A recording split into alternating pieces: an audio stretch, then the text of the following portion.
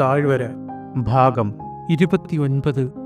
രാത്രിയുടെ നേർത്ത നനവിനാൽ ഇപ്പോഴും കട്ടിയുള്ള തണുത്ത പ്രഭാതവായുവിലൂടെ ഒരു വിളറിയ വെളിച്ചം മരവാതിലിലേക്ക് പതിച്ചു.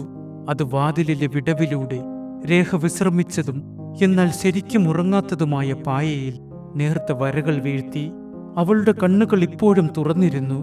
ശരീരം ഉറക്കത്തിനായി യാചിച്ചെങ്കിലും അവളുടെ മനസ്സ് വഴങ്ങാൻ വിസമ്മതിച്ചു.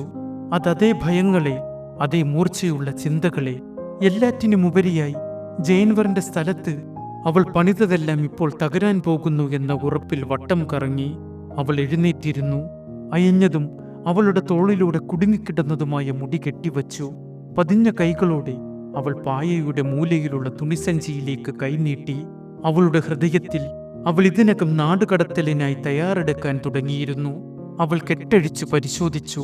ഏതാനും വസ്ത്രങ്ങൾ, അവയെല്ലാം മുഷിഞ്ഞതായിരുന്നു. പിന്നെ കുറച്ച് ചുരുളുകൾ.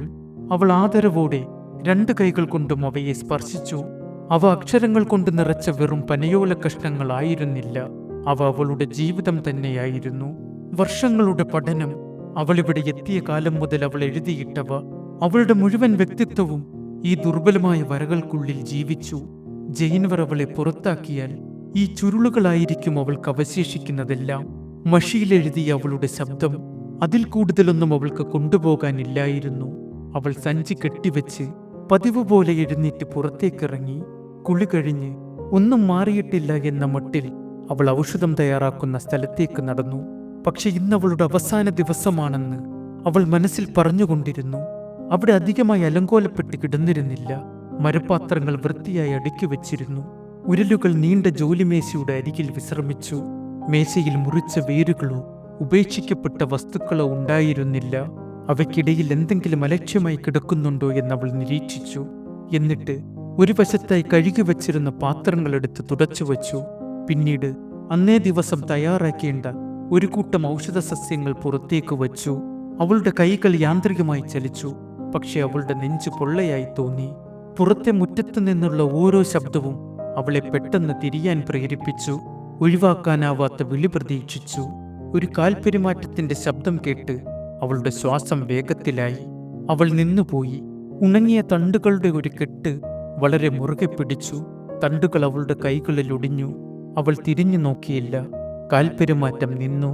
പിന്നീട് അവിടെ ഒരു നിശബ്ദത നിറഞ്ഞു. എന്നിട്ടും അവൾ തിരിഞ്ഞു നോക്കാൻ ധൈര്യപ്പെട്ടില്ല. എന്നാൽ നിശബ്ദത അവളുടെ ചിന്തകളേക്കാൾ ഭയാനകമായപ്പോൾ അവൾ പതിയെ തിരിഞ്ഞു. വാതിൽക്കൽ താരൻ നിൽക്കുന്നു. അവനെ കണ്ടപ്പോൾ അവർക്കിടയിലെ വായു മുറുകി.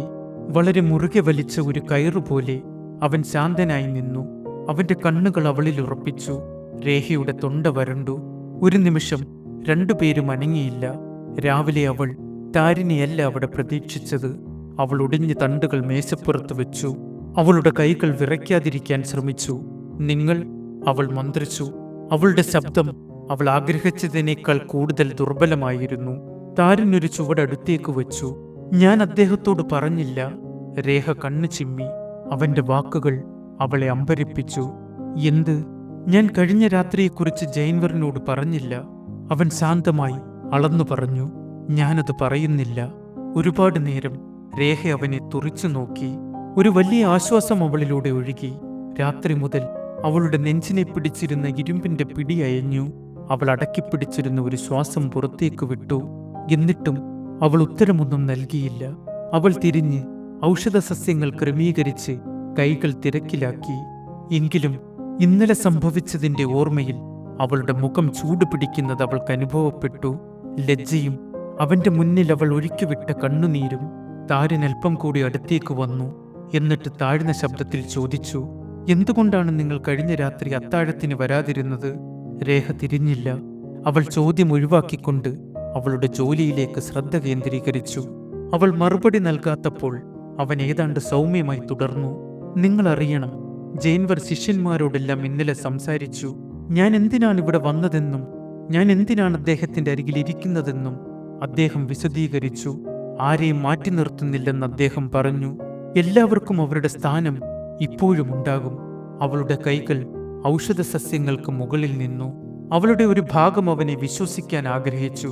മറ്റൊരു ഭാഗം ഇപ്പോഴും സംശയത്തിൽ നിന്നു. അതെന്നെ ആശ്വസിപ്പിക്കുമെന്ന് അവൻ കരുതുന്നുണ്ടോ അവൾ ഇപ്പോഴും ഉത്തരം നൽകിയില്ല? താരിൻ പതിയെ ശ്വാസം വിട്ടു.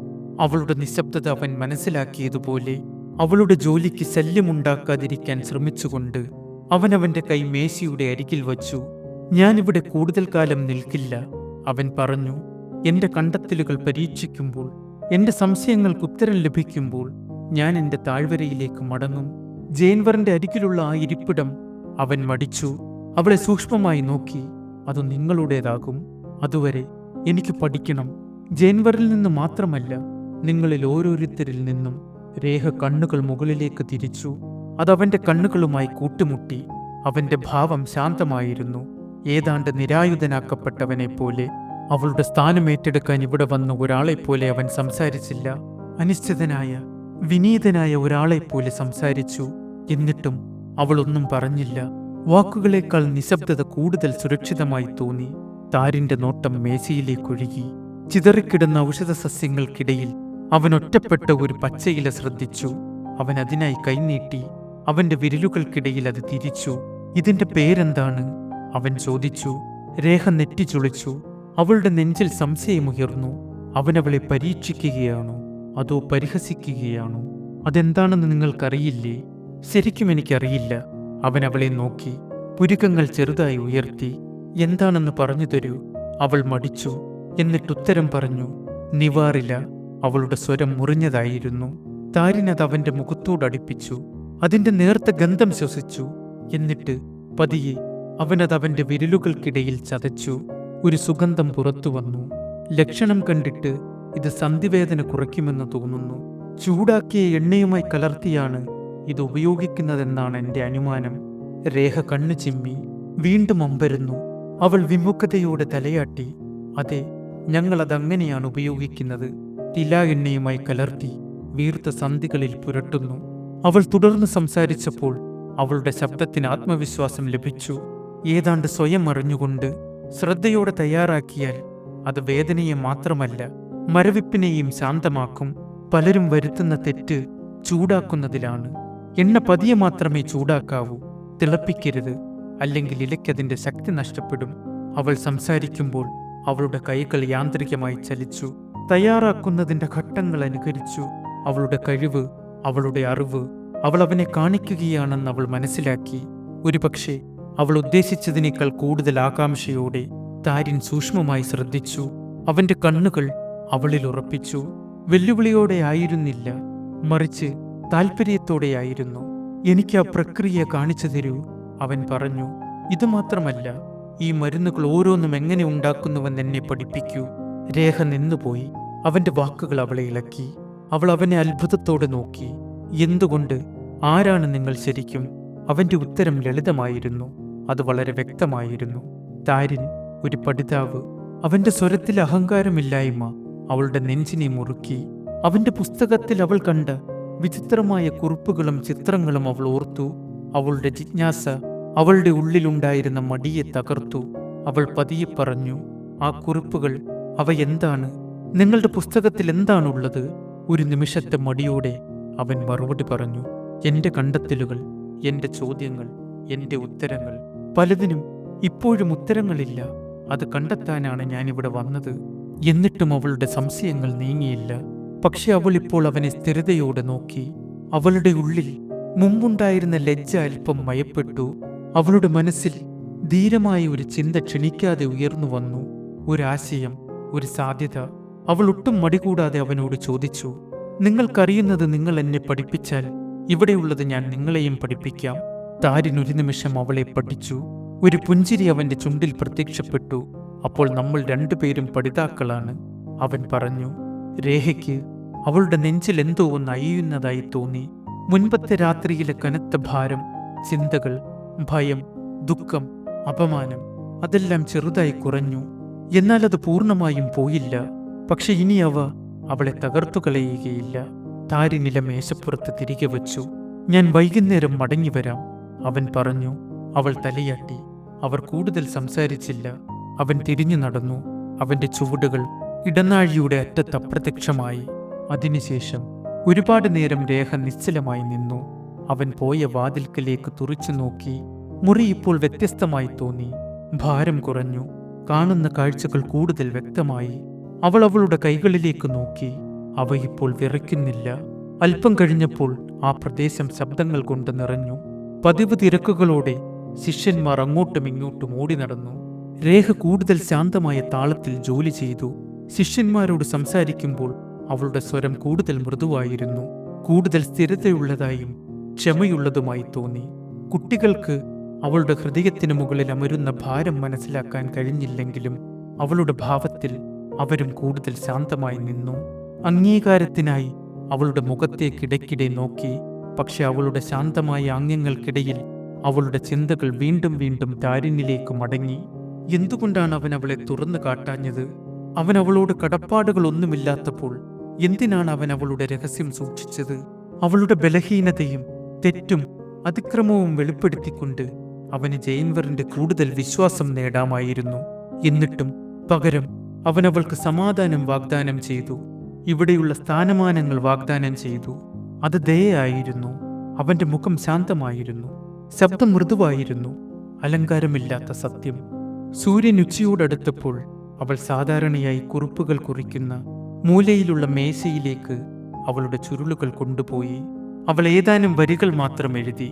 പക്ഷെ അവ ഔഷധസസ്യങ്ങളെക്കുറിച്ചോ വേരുകളെക്കുറിച്ചോ ആയിരുന്നില്ല. അവ വിശ്വാസത്തെക്കുറിച്ചായിരുന്നു. അവൾക്കൊരിക്കലും സ്വന്തമാണെന്ന് തോന്നിയിട്ടില്ലാത്ത ഒരു വാക്ക്. ഉച്ച കഴിഞ്ഞപ്പോഴേക്കും അകത്ത് അസാധാരണമായ എന്തോ സംഭവിച്ചുവെന്ന് ശിഷ്യന്മാർക്കിടയിൽ വാർത്ത പരന്നു. ഒരു പെൺകുട്ടി മന്ത്രിച്ചു. ഗുരു ഒരു പഴയ വ്യാപാരിയുടെ വീർത്ത കണ്ണുകൾ താരിൻ തയ്യാറാക്കി ഒരു മിശ്രിതം ഉപയോഗിച്ച് സുഖപ്പെടുത്തി. വേദന ഏതാണ്ട് ഉടൻ കുറഞ്ഞു. ജെയിൻവർ ഒരു വിദ്യാർത്ഥിയെപ്പോലെയും താരിനൊരു ഗുരുവിനെപ്പോലെയും പുഞ്ചിരിക്കുന്നത് താൻ കണ്ടുവെന്ന് മറ്റൊരാൾ സത്യം ചെയ്തു.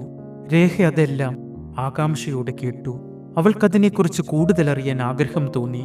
എന്നാൽ അവൾ ആരോടുമൊന്നും ചോദിച്ചില്ല. സന്ധ്യയായപ്പോഴേക്കും ആശ്രമം ശാന്തമായി. ഇളയ ശിഷ്യന്മാരിൽ ഭൂരിഭാഗവും വിശ്രമിക്കാൻ പോയി. മരുന്ന് തയ്യാറാക്കുന്ന മുറിക്കും ചികിത്സാ മുറിക്കും അടുത്തായി മുതിർന്നവർ മാത്രം അവശേഷിച്ചു. രേഖ പിന്നിൽ നിന്നു. മേശ വൃത്തിയാക്കി, ഭരണികൾ നിരത്തി. പക്ഷെ അവളുടെ കണ്ണുകൾ അടഞ്ഞ വാതിലിലേക്ക് തെന്നിമാറി. ഒടുവിലവ തുറന്നു. ജെയിൻവർ പുറത്തേക്ക് വന്നു. അദ്ദേഹത്തിന്റെ ഭാവം സാധാരണയേക്കാൾ തിളക്കമുള്ളതായിരുന്നു. അയാളുടെ കൈകളിൽ തുണികൊണ്ട് മൂടിയ 2 മൺപാത്രങ്ങൾ ഉണ്ടായിരുന്നു. താരിൻ പിന്നാലെ വന്നു, കൂടുതൽ ശാന്തനായി. അവന്റെ കയ്യിൽ കുറിപ്പുകളുണ്ടായിരുന്നു. ജെയിൻവർ പാത്രങ്ങൾ മേശയിൽ വച്ചു. പ്രധാന ശിഷ്യന്മാരെ അടുത്തേക്ക് വിളിച്ചു. എല്ലാവരും മേശയ്ക്കരികിലായി നിന്നു. ജെയിൻവർ പാത്രങ്ങളുടെ മൂടി തുറന്നു. ഒന്നിൽ കട്ടിയുള്ള പച്ച നിറമുള്ള ഒരു കുഴമ്പുണ്ടായിരുന്നു. മറ്റൊന്നിൽ ഔഷധസസ്യങ്ങൾ നേർത്തതായി ഉപരിതലത്തിൽ ഒഴുകി നടക്കുന്ന ഒരു വിളറിയ എണ്ണ. ഇത് ജെയിൻവർ കുഴമ്പിന്റെ പാത്രം തട്ടിക്കൊണ്ട് പറഞ്ഞു. എന്റേതല്ല, ഇതവന്റെയാണ്. അദ്ദേഹം താരിന്റെ നേർക്ക് തലയാട്ടി. രേഖ താരിനെ നോക്കി. അവൻ ശാന്തനായിരുന്നു. ഇവൻ ഈ മരുന്ന് കണ്ണുവീക്കമുള്ള വ്യാപാരിയിൽ പരീക്ഷിച്ചു. ജെയിൻവർ തുടർന്നു. വർഷങ്ങളായി ഞാൻ കണ്ടതിനേക്കാൾ കുറഞ്ഞ വേദനയോടെ ആ മനുഷ്യൻ പുറത്തേക്ക് നടന്നു.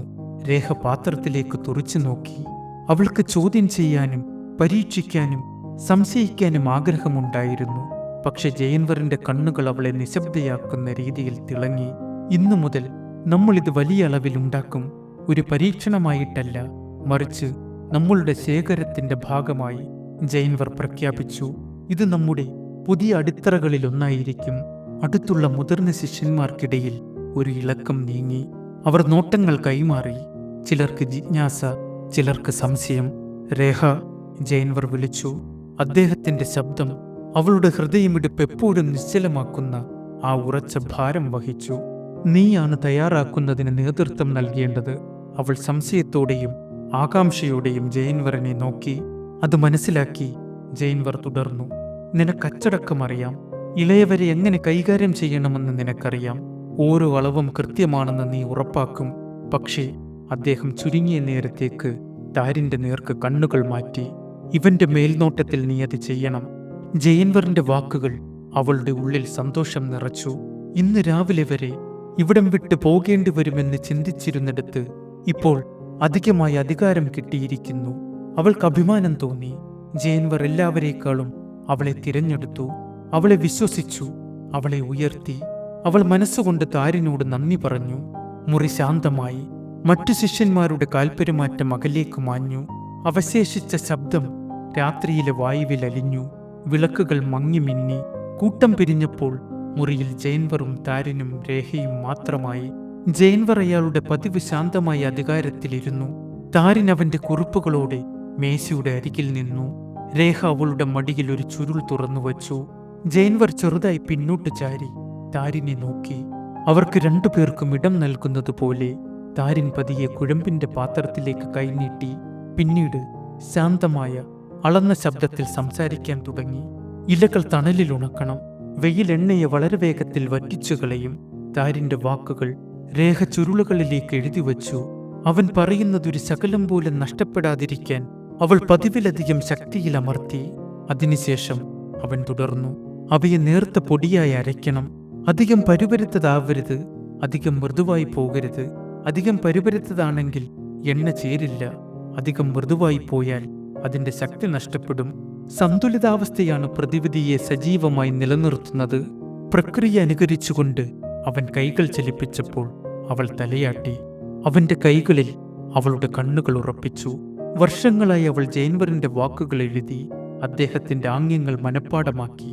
പക്ഷെ ഇന്നു രാത്രി സ്വരം വ്യത്യസ്തമായിരുന്നു. അത് കൽപ്പനയായിരുന്നില്ല, അത് ക്ഷമയോടെയുള്ള വ്യക്തമായ വിശദീകരണമായിരുന്നു. അനുസരിക്കുന്നതിനേക്കാൾ മനസ്സിലാക്കാൻ ഉദ്ദേശിച്ചുള്ളതായിരുന്നു. അവളുടെ സംശയങ്ങളാൽ അവർക്കിടയിൽ അവൾ ഉയർത്തിയ മതിൽ നേർത്തു. അവൾ ചെറുതായി മുന്നോട്ട് ചാഞ്ഞു. ഏതാണ്ട് ആകാംക്ഷയോടെ താരിൻ എണ്ണയുടെ പാത്രത്തിലേക്ക് നീങ്ങി. അവൻ അതിന്റെ മൂടി തുറന്നു. അതിന്റെ മൂർച്ചയുള്ള സുഗന്ധം വായുവിലൂടെ പരക്കാൻ അനുവദിച്ചു. എണ്ണ ആദ്യം ചൂടാക്കണം, എന്നിട്ട് പൊടി പതിയെ തുടർച്ചയായി ഇളക്കിക്കൊണ്ട് ചേർക്കണം. അത് ഒറ്റയടിക്കൊഴിച്ചാൽ അത് കട്ട പിടിച്ചില്ലാതാകും. അവളുടെ ചുരുൾ വരികൾ കൊണ്ട് നിറഞ്ഞു. അവന്റെ വിവരണങ്ങൾ കൃത്യമായിരുന്നു. ഓരോ വാക്യവും ആശയക്കുഴപ്പത്തിനിട നൽകിയില്ല. അവൻ രഹസ്യങ്ങൾ കാക്കുന്ന ഒരാളെപ്പോലെയല്ല, മറിച്ച് അവയെ സൗജന്യമായി വാഗ്ദാനം ചെയ്യുന്ന ഒരാളെപ്പോലെയാണ് സംസാരിക്കുന്നതെന്ന് അവൾ മനസ്സിലാക്കി. ആ തിരിച്ചറിവ് അവളുടെ നെഞ്ചിനെ മുറുക്കി.